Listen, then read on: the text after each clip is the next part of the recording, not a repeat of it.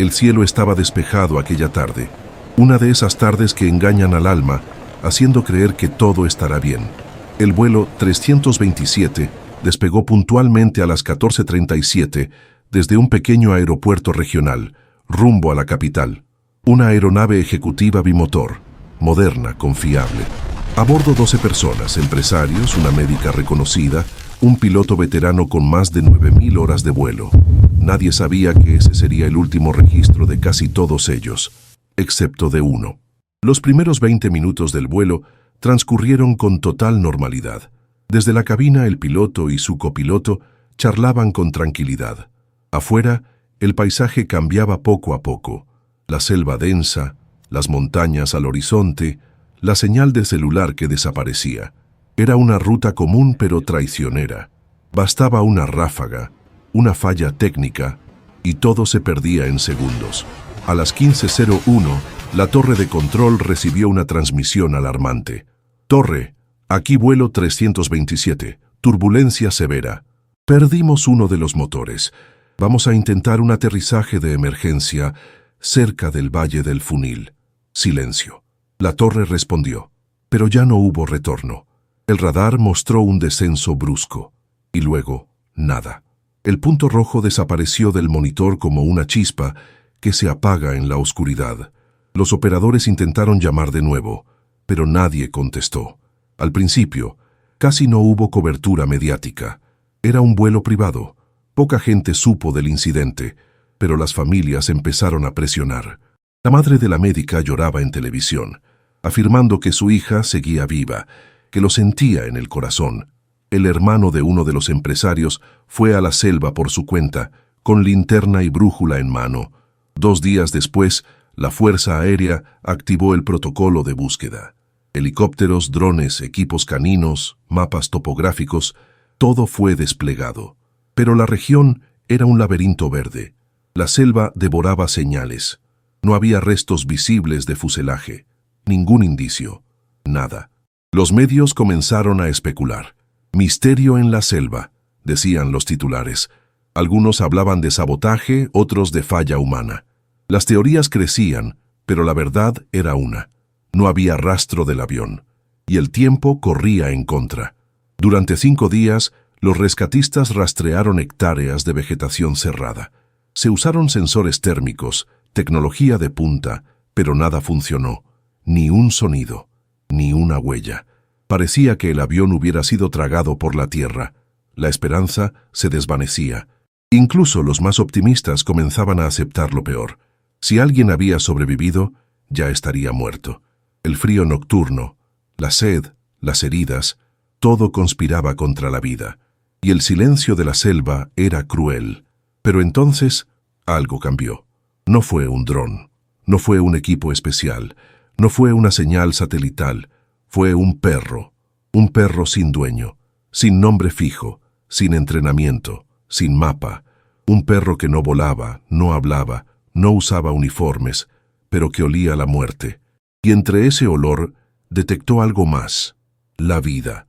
A pocos kilómetros del lugar donde el avión desapareció del radar, existía un pequeño pueblo, casi invisible en los mapas. Calles de tierra, casas de madera gastada por el tiempo, silencio de madrugada eterna, un lugar donde el progreso parecía haberse detenido décadas atrás. Allí vivía, o más bien vagaba, un perro sin dueño, un fantasma de 4 patas que todos conocían, pero nadie reclamaba. Lo llamaban Rocco. Rocco no tenía collar, ni cama, ni nombre oficial. Dormía donde le daba la noche, a veces bajo el porche de la vieja iglesia, otras detrás de la estación cerrada del tren. Era un perro callejero, pero no común. Tenía una mirada que incomodaba. No era miedo ni agresividad, era conciencia. Una inteligencia silenciosa que parecía ver más de lo que debía. Los ancianos del pueblo decían que Rocco sentía cosas, que era capaz de presentir cuando alguien iba a morir, que ladraba hacia la nada, que se alejaba de ciertas personas como si supiera sus pecados. Las madres lo espantaban de los portones, pero los solitarios le ofrecían pan, y él, algunas veces, aceptaba, otras no. El día del accidente, Rocco se puso extraño, muy extraño. Aquellos que lo vieron aseguraron que aullaba al cielo, largo y agudo, con un lamento que cortaba el aire. Corrió de un lado a otro sin rumbo aparente, olfateando el viento, cavando la tierra, como si algo invisible hubiese estallado en lo alto.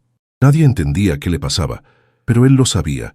Algo allá afuera se había roto, y no era solo el cielo. Al amanecer del segundo día, Rocco desapareció. No dejó rastro, no se quedó en sus lugares habituales. Algunos pensaron que había sido atacado por animales salvajes, otros dijeron que se había ido a morir, pero había quien aseguraba que había seguido un llamado, uno que solo él podía oír, porque Rocco no era un perro cualquiera, y la selva no le era ajena. 2 días más tarde, apareció de nuevo. Flaco, sucio, con el lomo lleno de espinas. Su lengua colgaba, respiraba con dificultad, pero sus ojos estaban llenos de urgencia. Iba de puerta en puerta. No pedía comida, no pedía agua, quería ser seguido. Corría hasta el borde del bosque y volvía. Miraba, aullaba, se alejaba de nuevo. La gente no entendía, lo ignoraban. Algunos niños le tiraban piedras, otros le ofrecían restos de comida, pero él los rechazaba. Algo lo consumía por dentro, algo que necesitaba comunicar, y nadie lo escuchaba, hasta que Mariana lo vio. Mariana era una bióloga que se había mudado al pueblo hacía apenas 3 meses. Amaba la soledad, la naturaleza y los animales. Cuando vio a Rocco esa mañana, supo que no era una simple conducta errática. No era hambre ni miedo, era un mensaje. Él quería mostrarme algo, diría después. Decidió seguirlo. Rocco no necesitó correa.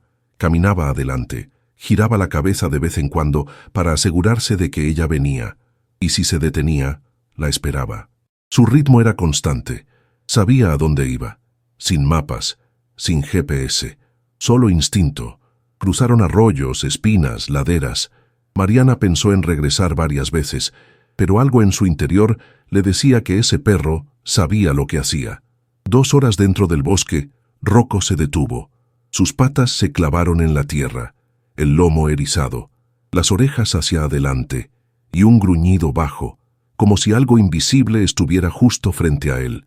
Mariana se acercó, y entonces lo escuchó. Un gemido, suave, humano. Debajo de un árbol caído, entre ramas rotas y barro, alguien, aún respiraba. No había tecnología que pudiera haber detectado eso. No había satélite ni dron que lo hubiera encontrado. Lo había hecho Rocco, y lo había hecho solo. La selva tiene sus propios secretos, sus propios códigos, sus propios silencios. Donde los humanos ven oscuridad, los animales sienten señales. Donde los ojos fallan, el olfato guía. Y fue ese sentido, más antiguo que la palabra, lo que llevó a Rocco hasta ese lugar perdido entre ramas, fango y silencio. El olor lo había guiado, pero no era un solo olor. No era simplemente carne, no era solo sangre, era algo más denso, más complejo. Era el olor de la muerte mezclado con un hilo débil de vida. Rocco había olido cadáveres antes, en los rincones del pueblo, gatos muertos por el frío, gallinas mutiladas por zorros. Sabía lo que era un cuerpo que se apaga. Pero esta vez, en medio de aquel pantano de hojas podridas y gasolina derramada, había algo distinto. Debajo del tronco caído, casi sepultado por la tierra mojada, estaba él, Pedro Valenza, 42 años, ingeniero civil. Había sido lanzado del avión antes de la explosión, su cuerpo estrellado contra el suelo y aplastado por el peso de una rama enorme. Tenía costillas rotas, una pierna atrapada y el pulmón perforado. Había estado consciente las primeras horas. Luego, la fiebre, el delirio, la oscuridad. Durante 6 días Pedro creyó estar muerto. Había escuchado los gritos de los demás, luego el silencio, la lluvia cayendo, el frío entrando. Pensó en su hija, en su esposa, en su madre, que siempre le dijo que volar era peligroso. Se había rendido muchas veces, pero algo, no sabía qué, seguía latiendo dentro de él. Cuando escuchó los ladridos, creyó que alucinaba, pero no. El sonido era real, persistente, un jadeo, un bufido, patas cavando tierra. Una lengua áspera lamiéndole el rostro. Abrió los ojos y vio a Rocco. «Estoy muerto», pensó, pero Rocco se acostó sobre su pecho como protegiéndolo del frío. Se quedó allí, respirando con él, escuchando su corazón débil, pero todavía presente.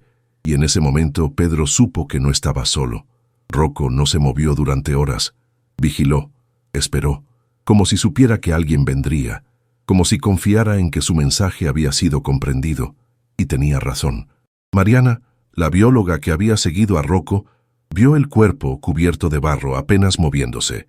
Llamó por radio a los equipos de rescate, dijo la ubicación, y luego cayó de rodillas. Lloró, no por miedo, sino por asombro. Un perro callejero había encontrado lo que cientos de profesionales no pudieron. No fue casualidad, fue instinto, fue destino. El equipo de rescate tardó 2 horas en llegar. Pedro estaba inconsciente, pero vivo. La presión bajísima, el cuerpo al límite. Pero su corazón seguía latiendo. Cuando lo sacaron en camilla, Rocco no se movió del lado. Subió a la ambulancia sin pedir permiso. Se echó al lado de Pedro como si fuera su guardián. Nadie se atrevió a sacarlo. Ese día, la selva habló, y lo hizo a través del olfato de un animal olvidado. Un perro que, en lugar de huir del olor de la muerte, lo siguió y encontró, en lo más profundo de la tragedia, un susurro de vida. Cuando Pedro Valenza despertó por primera vez después del impacto, no entendía si estaba vivo o muerto. Todo era confuso. Ruido blanco en sus oídos, dolor en cada parte de su cuerpo, sangre seca pegada a su rostro, el olor a humo, a combustible y a carne. Trató de moverse. No pudo. Su pierna derecha estaba atrapada bajo una rama gruesa. Su brazo izquierdo no respondía. Cada respiración era un puñal. Estaba solo, pero no del todo. A pocos metros, cuerpos, siluetas que no se movían. No los reconocía, pero sabía. Ya no estaban vivos. El avión había estallado parcialmente tras tocar los árboles. Muchos murieron al instante. Otros quizás sobrevivieron minutos. Pedro tuvo suerte. Si es que se puede llamar así a estar roto, enterrado vivo, rodeado de muerte y olvidado. El primer día gritó. Nadie respondió. El segundo día rezó. El tercero se rindió. El frío era insoportable por las noches y el calor sofocante durante el día.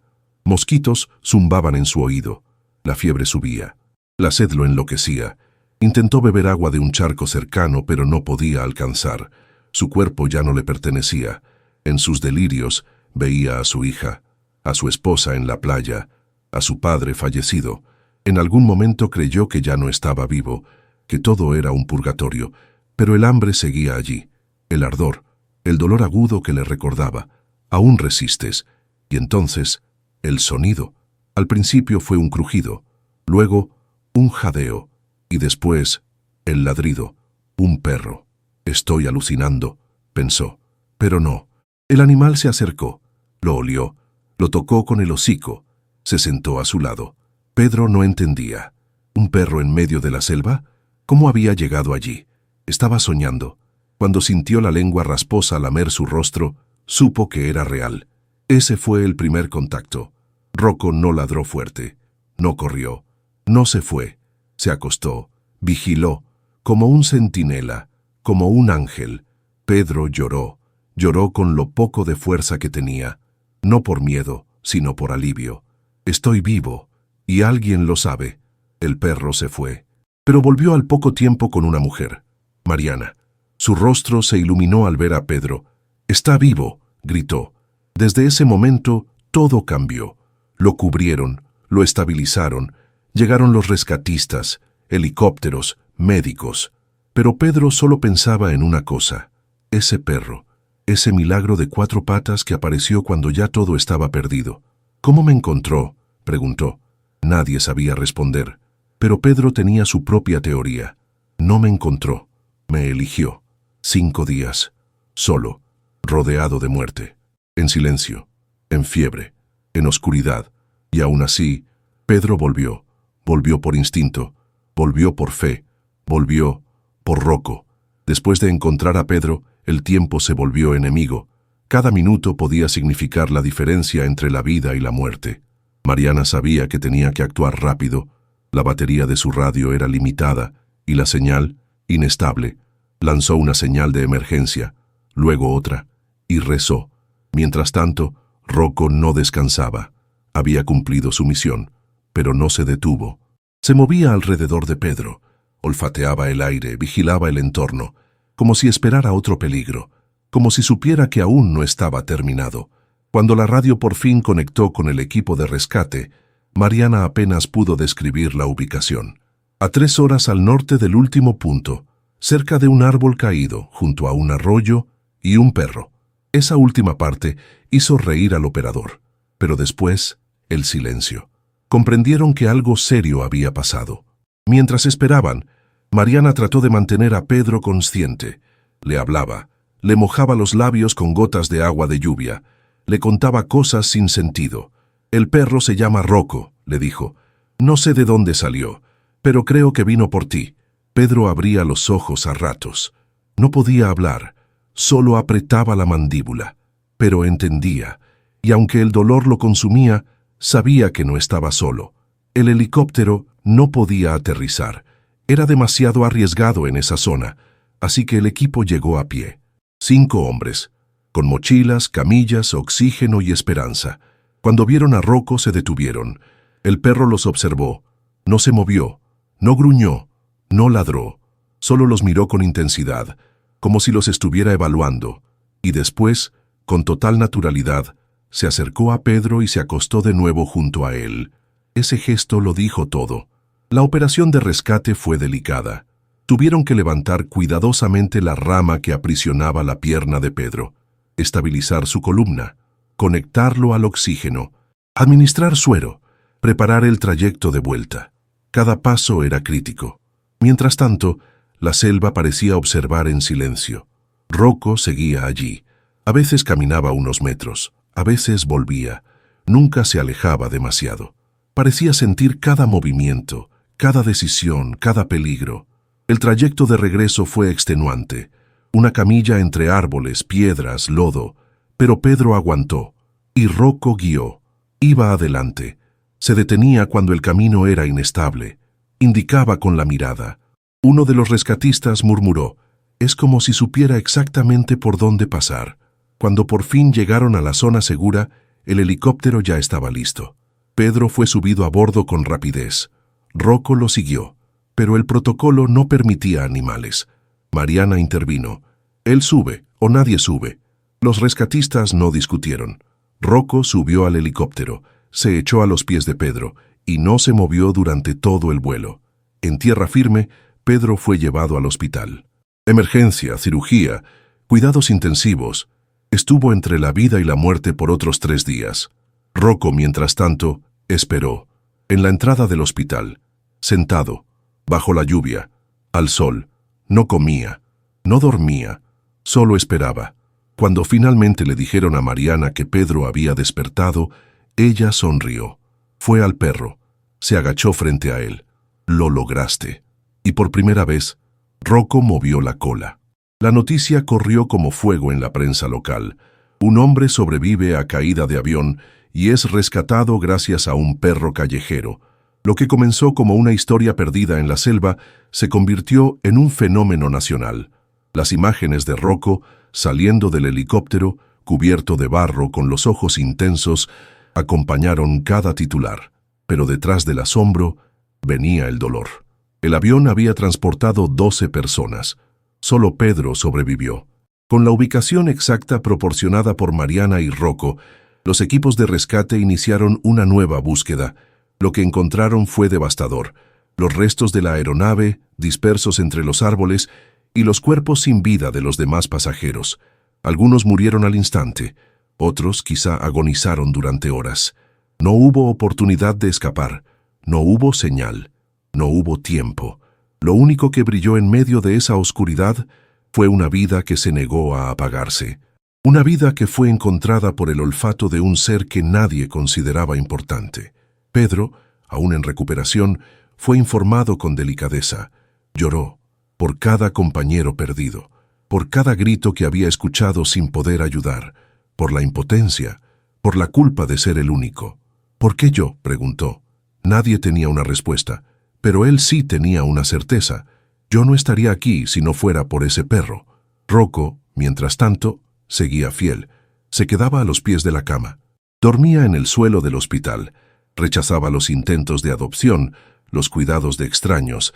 Solo aceptaba comida si venía de la mano de Mariana o si Pedro estaba cerca. La historia tomó fuerza. Televisiones, periódicos, redes sociales. Rocco fue llamado el perro milagro, el ángel de la selva, el héroe sin nombre. Pero él no entendía cámaras, ni fama, ni premios. Él solo entendía que había una misión y que la había cumplido. El pueblo organizó una vigilia por los fallecidos. Velas, nombres, llantos, y entre todos los rostros, Rocco sentado observando en silencio, como si también estuviera de luto, como si supiera quiénes no regresaron. Pedro, ya con más fuerzas, asistió a la ceremonia en silla de ruedas. Al terminar, se arrodilló frente a Rocco, lo abrazó y le susurró al oído: «Gracias por no dejarme morir». Días después, Pedro recibió el alta médica. Regresó a su ciudad. Volvió con su familia. Pero algo dentro de él había cambiado. No solo por haber sobrevivido, sino por cómo había sido salvado. Intentó llevar a Rocco consigo. Lo subió al coche, preparó un espacio especial. Pero al llegar a cierta curva, el perro ladró. Se inquietó. Y cuando Pedro detuvo el vehículo, Rocco saltó y se fue corriendo de vuelta al bosque. Nunca volvió.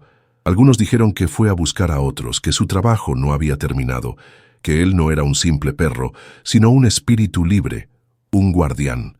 Otros afirmaron haberlo visto meses después, observando desde las montañas como una sombra vigilante. Pedro nunca dejó de buscarlo, pero también entendió: algunos héroes no pertenecen a nadie, algunos milagros solo pasan una vez. ¿Quién era realmente Rocco? ¿Un perro callejero común o algo más? Esa fue la pregunta que comenzó a circular entre quienes habían sido testigos de su hazaña. No había registros. Nadie sabía de dónde había venido. Ningún veterinario local recordaba haberlo vacunado. No pertenecía a ninguna casa, pero conocía cada rincón del bosque como si hubiese nacido allí, como si la selva fuera su hogar y su misión. Mariana, que había convivido con él durante días, no tenía dudas. Ese animal no actuaba como un perro común. Era como si entendiera todo, no solo dónde estaba Pedro, sino también lo que debía hacer. Los rescatistas compartían la misma impresión. Uno de ellos, un hombre endurecido por años de operaciones de búsqueda, confesó: «He trabajado con perros entrenados por las fuerzas especiales, y nunca vi algo así. Ese perro no solo guiaba, nos cuidaba, nos evaluaba. Parecía saber cuándo teníamos miedo y cuándo mentíamos». Pero los misterios no terminaban allí. Al analizar las rutas de búsqueda, descubrieron que Rocco había llevado a Mariana exactamente por la única zona no explorada por los equipos, como si hubiese evitado cada obstáculo, cada zona de peligro, como si supiera no solo dónde estaba Pedro, sino cómo llegar a él sin perder tiempo. ¿Cómo lo sabía? Nadie pudo responder. Las teorías comenzaron a multiplicarse. Algunos lo llamaron perro ángel. Otros decían que era la reencarnación de un alma antigua, un guardián enviado por algo más grande. Hubo incluso quienes aseguraban que Rocco había aparecido antes en otras tragedias, salvando a personas en silencio, desapareciendo después. Las cámaras de seguridad del hospital captaron su figura por varios días, siempre en la entrada. Nunca intentó entrar por la fuerza, nunca causó caos, solo miraba, esperaba. Y cuando Pedro se recuperó, se fue, como un deber cumplido. En el pueblo, los ancianos recordaban leyendas antiguas, historias de un espíritu canino que aparecía cuando alguien se perdía en la selva. Siempre fue solo una historia para asustar a los niños. Hasta que vimos a Rocco, dijo uno de ellos. Mariana escribió un artículo científico sobre el caso. Intentó explicar el comportamiento mediante el instinto, el olfato, la empatía animal. Pero al terminar el texto, lo cerró con una frase inesperada. A veces, la ciencia no alcanza, porque lo que vimos no pertenece solo a este mundo. Pedro, por su parte, nunca volvió a volar. Se dedicó a dar charlas motivacionales, contando su historia, honrando a los que no regresaron, y hablando de Rocco como el verdadero protagonista. Mantuvo en su casa una foto del perro, captada el día del rescate. En el reverso escribió: el que encontró vida entre la muerte. Y aunque muchos querían convertir a Rocco en símbolo, en marca, en objeto de fama, él nunca lo permitió, porque nunca más se dejó ver. Se desvaneció entre la niebla del bosque, libre, intocable, inexplicable. Pasaron los meses. La tragedia del vuelo 327 quedó grabada en la memoria del país. Los nombres de las víctimas fueron tallados en una placa, colocada al pie del valle donde ocurrió el accidente. Las familias visitaban el lugar cada año, dejaban flores, lágrimas, silencio. Pero entre todas las historias contadas, había una que resistía al olvido. Una historia que no estaba escrita en los informes oficiales, ni firmada por expertos. Una historia que vivía en la voz de quienes la presenciaron. La del perro que olfateó la muerte y eligió seguir el aroma más débil, más tenue, más frágil, el de la vida. Rocco no volvió a ser visto. Algunos dicen que lo vieron una última vez, de pie sobre una roca alta al atardecer, su silueta recortada contra el cielo rojo, la cola en calma, los ojos hacia el horizonte, y luego la nada. Otros aseguran que aún camina por el bosque, invisible para quienes no creen, que se muestra solo cuando alguien verdaderamente necesita ser encontrado, que no busca comida ni refugio, solo escucha, solo siente. En el pueblo los niños ahora escuchan la leyenda con otra actitud. Ya no es un cuento de miedo, es una esperanza. Mariana organizó un pequeño homenaje, una escultura de madera, tallada a mano, colocada en la entrada del sendero. Es un perro de mirada firme, orejas erguidas, cuerpo en tensión.